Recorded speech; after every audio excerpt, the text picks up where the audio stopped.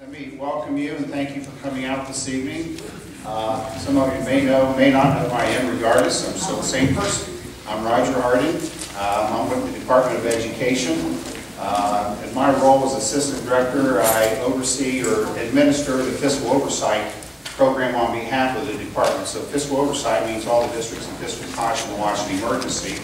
I kind of have something to do with it. So I'm here this evening to, as a moderator, to kind of help both entities here talk with one another and trying to get some direction about which way we want to go with the district. And so what we're going to do here this evening, this is typical that we do these in a lot of commissions. We have joint meetings where the Commission and Board of Education will meet together. Our standard protocol will be to have the Board of Education will open up their meeting. They have to go through their roll call and make an official meeting, and then the Commission will do the same. And then I will come back and take over as moderator and kind of walk through a list of items for discussion that we have. I also have a couple other items that I want to discuss first, so but we'll get there. And I hope that by the time we get through the afternoon or the evening meeting here that everybody feels a little bit more comfortable about which direction that the not only that the Commission and the Board of Ed are doing, but the community as a whole, the direction where we can move forward to help address all your issues and concerns. So at this point, Madam President. All right, I'd like to call the Lowell Miami Board of Education special meeting on March 16, 2012 to order. Roll call, please. Mrs. Gross? Present. Mr. Cummings? Here. Mrs. Black? Here. Mrs. Jernae? Here. Mr. Haas? Yes. And I need a motion to adopt our agenda. I'll move. I'll second. Any discussion? Roll call, please. Mr. Cummings? Yes. Mrs. Black? Yes. Mrs. Jernae? Yes. Mr. Haas? Yes. Mrs. Grace? Yes. Good evening. My name is Cole Wheeler, and I'm the Assistant or Vice Chair. I'm going to be chairing the Board of Commission's meeting tonight. So I'd like to open up our meeting first with the roll call. Mr. Beeler? Here. Mrs. Kesselman? Present. Mr. Hurst? Yes. Mr. Martin? Here. Mr. White? I have a motion to adopt the agenda moving tonight. So moved. And a second.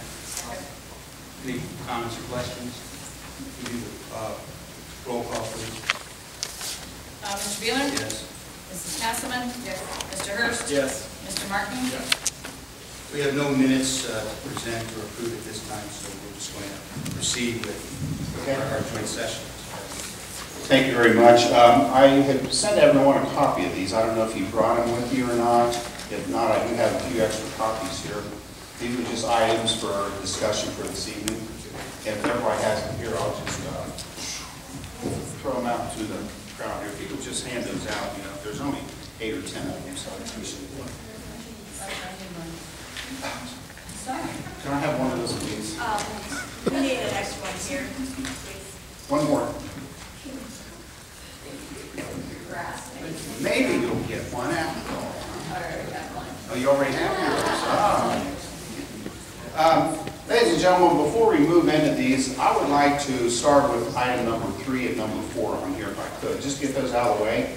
Because what I'd like to do, first of all, item 3 on this, which is a good thing, talks about release from fiscal emergency. And I just wanted to kind of walk you through this a little bit, everybody, so you have a good understanding of what is necessary yet, what remains to be done, time frame, and things like that. Now, our friend from the Auditor State's Office, Mr. Dave Thompson, is here with us as well. In April, is that still on? April 24th, the Auditor's Office will be releasing what is known as the Accounting Methods Report. Now, the Accounting Methods Report will have everything of the district's, will be a complete review of the district's fiscal policies, practices, and procedures. And these will be items, there will be recommended items on there, and some that will be mandated that you must address prior to getting out of fiscal emergency. And that is your biggest hurdle at this point. Now, most of the items, some of them may be negotiable items. I'm not sure what all's on there yet. You don't want to give us any idea or just a a little hint what might be coming? I think the hint I can give is that there are items on there, obviously, that can be negotiated and worked out, and there are other items that will have to be addressed. Okay. I'm sure with conversations with Greg and Terry, that we will be able to get those worked out within a reasonable amount of time. Okay. I think that's the best way of approaching that resolution. And the important thing here is how expediently those things are addressed. Because the sooner and more complete you can get those items addressed, the sooner you'll be released from fiscal emergency. Again, the auditor of state has jurisdiction over releasing you from fiscal emergency.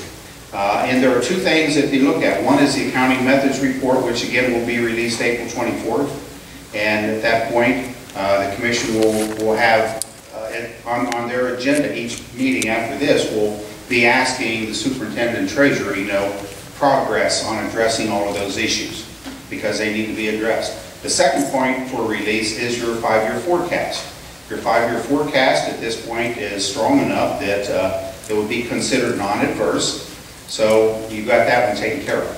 So now again, the issue comes up with the accounting methods report. How soon you can address all of those will depend. I would like to think that over the course of the summertime and maybe early fall, we can get them all addressed. And maybe we can be looking at release sometime in December, January of next school year. So will it be like a checklist? It'll be a small booklet, and it wouldn't be like an audit, but there will be different sections of it. And as they go through each one, it will describe what the issue is that needs to be addressed, and then give you some direction on what you need to do to address it. Some of it, I've seen these in the past, some of it had to do with how you collect money from fundraisers, how you collect money from clubs, how you collect money, tickets at ball games. Again, it's just anything having to do with your financial policies. And some of it might be policies that might need to be changed on the board's behalf.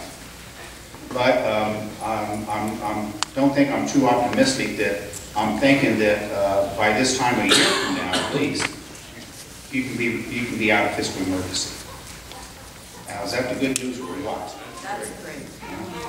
Okay. Now, the second item on there, or item number 4 actually on here, has to do with solvency assistance. And I did give you a guideline there. We have been working on these since the law has been approved. Now, you'll notice that still says draft copy on there. And you are the first district anywhere in the state of Ohio that have received these. But again, you are eligible for your second solvency assistance that has been garnered on your behalf this past July. In fiscal year 12 would be eligible for the changes that we have made here. So your first solvency assistance in fiscal year 11, $5.1 million, it still will need to be repaid in 2 years, this year and next fiscal years 12 and 13. The solvency assistance that was received in fiscal year 12, back in July, normally would be repaid in 13 and 14, which means that you would be repaying 2 of those next year at the same time. And that is about $5.5 million. Now, there is a procedure. I'm not going to walk you through that this evening, but there is a way in there that you can request postponement of that second solvency assistance for 1 year. So in other words, you would pay back fiscal year 11 and 12 and 13, fiscal year 11 solvency assistance advance in fiscal years 12 and 13. The advance you received in 12, you can pay back in 14 and 15, so you're not paying them back. And that will not hold you up and keep you in the fiscal emergency as long as your 5-year forecast shows the repayment in the forecast for those given years. Now, can we choose, if we choose not to extend it out that extra year, can we go ahead and double up the payments that 1 year? Yes, you can. And if you do that, I just need to know, and that's okay. And the only reason I say that is because I have to do some paperwork in my office and send it down to ODE's IT department because they're the ones who withhold it from the foundation. So yes, you can do that, and geez, if you have money, you can pay it all off now. When would you need to, when would we have to make that decision by if we wanted to One year. If you look through there, you're going to be asked to write up a resolution and approve a resolution, and there's going to be a narrative that comes with that explains your situation and why you want to change it. I mean, automatically, it is the 2-year standard repayment schedule is standard, is already there. It is going to be like that. So you only need to do anything if you want to change that. If you want to continue to double up next year and pay both of them back in fiscal year 13, that is the standard. That is where it will be set right now. And you'll start paying back the second solvency assistance in August of fiscal year 13, the August of 12. That would be a board decision. Yes, and that is not a board decision. That is the standard. No, The I only, mean, if you want to change it, would be a board decision, and then it details in through there what you might need to do. And again, if you have questions, feel free to give me a call, and I'll be glad to walk you through that. So, again, that's a decision you'll have to make. So that's to Matt. Did you have anything else? Matt has kind of helped me help us on that as the OBM director's representative down here. So he's been well versed on all this all the way through. So. Okay, so now we'll move back up to items number 1, unless anybody had any questions on anything at this point. Go back to items number 1, and what we'll do is probably just go right down through this 1A, 1B, and I'm going to bring it up and let you all discuss it, I guess, and see where we want to go. Item 1A is just that the Board of Education feels the Commission, and I took these right out of some of the emails, by the way, did an about-face on opening buildings and therefore misleading the public. All right, I'll start. Okay. We presented our plan, our levy plan, in front of the board, and we had 4 items that we wanted to give back if our levy passed. We feel that that's the reason that our levy did pass, because we were giving back these things. We feel like if there had been a problem with that, then it should have been addressed there and then, when we presented that. I feel like that no one stepped up really and said, hey, wait a minute, this will be qualified, you won't be able to do this. Nothing was said exactly like that. So we made a promise to the public. And when a board makes a promise, then we feel like we should follow through with that. If not, we lose trust. We have a new board. We want to build trust. We want to have these communities feel like, when we say something, we will follow through. So my opinion is something should have been said back then. If that had been said, I would have been fine. But it doesn't come out that way. Anybody else want to say something? I would like to join in here too. Mrs. Grice has said what I had thought about saying. I left out of here after the last commission meeting pretty upset. And I feel I was more upset. I was upset with the board as a whole, but I was also upset with the 3 members that are community members on the commission. I believe they truly know, and I will use the word, I will use the phrase "this board," and I know we have 2 new members on here, so but for argument's sake, I'll just use this board. This board campaigned hard to pass the levy. We told the public what we were going to put back, and I believe we were told that when the 5 of us, the old people, decided on the village, it was considered by your commission pretty conservative. Also, the 4 restorations were also considered pretty conservative.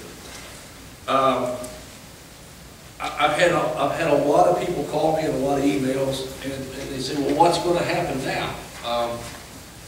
Why aren't you fulfilling your promise? And I'm not one to say, hey, it's not our fault, it's their fault. They're the ones who are not building. It's a group. it's a group, community effort here. But I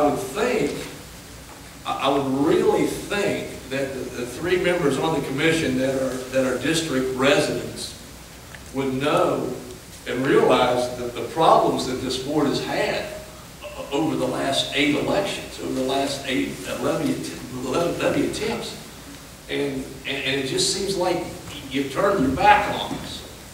This is my opinion on it. You turned your back on us because I really truly believe that you understand the problems that we've had getting a levy passed. Now, I know we only passed by 74 votes, and that's not a lot of votes, but it was enough to get the levy passed. And I just think that, like I'll agree with Mrs. Grice, if there was a problem with what we were restoring, we should have been told after the June meeting when we presented it to.